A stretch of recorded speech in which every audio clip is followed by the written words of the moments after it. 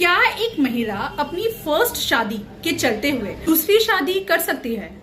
क्या एक महिला अपने फर्स्ट हस्बैंड से बिना तलाक लिए, बिना डाइवोर्स लिए दूसरी शादी कर सकती है? और क्या अगर उस महिला की अपने दूसरे हस्बैंड से भी नहीं जमती है तो क्या वो उस दूसरे हस्बैंड से मेंटेनेंस मांग सकती है? हाँ, तो ऐसा ही एक केस आया है सुप्रीम कोर्ट के सामने, उषा रानी वर्सेस मुडुडुल्ला श्रीनिवास। तो ये केस में होता ये है कि यहाँ पे एक महिला है जो कि ऑलरेडी एक शादी के बंधन में थी, लेकिन उसके और उसके फर्स्ट हस्बैंड के बीच में बहुत सारे डिफरेंसेस थे, दोनों के बीच में नहीं जमती थी और इसलिए इस महिला ने अपने फर्स्ट हस्बैंड के साथ एक एमओयू बनाया। उस एमओयू में ये क्लॉज को डाला गया, वो महिला और उसका फर्स्ट हस्बैंड दोनों अलग अलग रहेंगे, दोनों के बीच में हस्बैंड और वाइफ का रिलेशन नहीं रहेगा। लेकिन एक बात ध्यान में रखिए कि उषा ने अपने फर्स्ट हस्बैंड के साथ सिर्फ और सिर्फ एक एमओयू एग्जीक्यूट किया था, प्रॉपर तरीके से, लीगल तरीके से, जैसा डाइवोर्स होना चाहिए, डाइवोर्स लेना चाहिए कोर्ट से, वैसा डाइवोर्स नहीं हुआ था दोनों के बीच में। अब जो महिला है वो दूसरी शादी करती है, अपने सेकेंड हस्बैंड को सब कुछ क्लियरली मेंशन कर दिया था कि उसने जो है एक एमओयू एग्जीक्यूट किया है और उसने प्रॉपर तरीके से कोर्ट से तलाक नहीं लिया है, कोर्ट से डाइवोर्स नहीं लिया है और उसने अपने सेकेंड हस्बैंड को ये सारी चीजें क्लियर कर ली थी। और महिला जो है वो सेकेंड शादी करती है, सेकेंड हस्बैंड के साथ रहने लगती है और उससे उनको एक बच्चा भी होता है। लेकिन अब जो वो महिला है उनकी अपने सेकेंड हस्बैंड के साथ भी नहीं जमती है। अब वो जो महिला है वो पहुंच जाती है फैमिली कोर्ट, वो पिटीशन फाइल करती है under section 125 of criminal procedure code. उसने मेंटेनेंस का पिटीशन फाइल किया। मेंटेनेंस मतलब मंथली हस्बैंड को, वाइफ को एक अमाउंट देना पड़ता है। अब फैमिली कोर्ट जो है, फैमिली कोर्ट ने मेंटेनेंस का पिटीशन अलाउ कर दिया और फैमिली कोर्ट ने जो सेकेंड हस्बैंड है, सेकेंड हस्बैंड को ये ऑर्डर दिया कि जो सेकेंड हस्बैंड है उनको मंथली उस महिला को मेंटेनेंस देना है। जो सेकेंड हस्बैंड है वो चले जाते हैं हाई कोर्ट।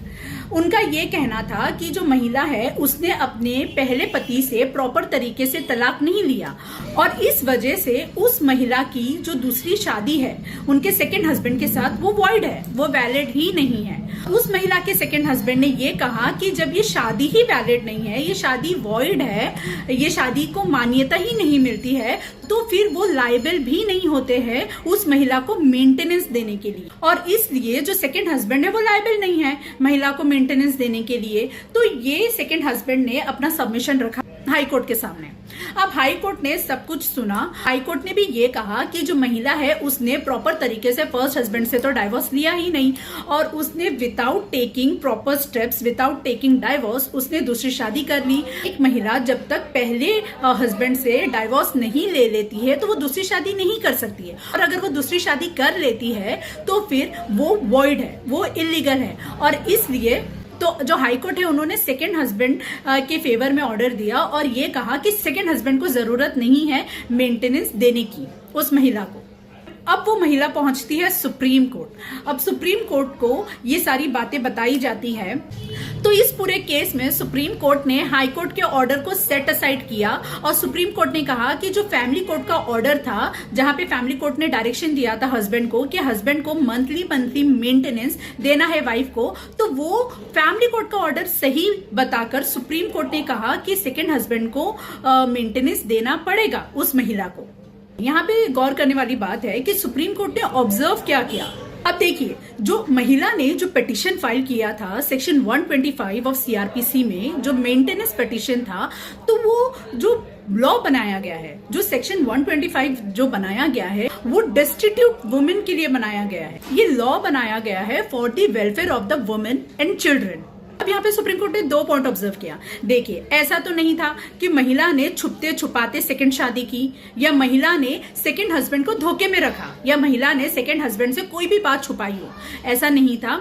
महिला ने सेकंड हस्बैंड से पहले ही सब कुछ क्लियर कर लिया था कि उसकी फर्स्ट हस्बैंड के साथ कोई डाइवोर्स नहीं हुआ है, सिर्फ एक एमओयू एग्जीक्यूट हुआ है जब से वो दोनों अलग अलग रह रहे।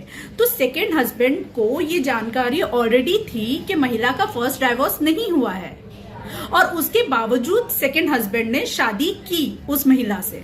ये ऑब्जर्व किया गया कि भले ही शादी वॉइड है, भले ही शादी की कोई लीगल वैलिडिटी नहीं है, क्योंकि ऑफ कोर्स सेकंड शादी तभी होती है जब फर्स्ट स्पाउस से डाइवोर्स लिया जाए, लेकिन ये केस में ऐसा नहीं था। फिर भी सुप्रीम कोर्ट ने हाई कोर्ट के ऑर्डर को सेट असाइड किया और सुप्रीम कोर्ट ने कहा कि वो जो महिला है उसने अपने सेकंड हस्बैंड से कुछ चीज नहीं छुपाई थी, सब कुछ क्लियर था, उसके बावजूद भी सेकंड हस्बैंड ने उस महिला से शादी की, तो अब सेकंड हस्बैंड जो है वो लायबल है महिला को मेंटेनेंस देने के लिए। ऐसे ही लीगल नॉलेज के लिए सब्सक्राइब कीजिए मेरे चैनल को।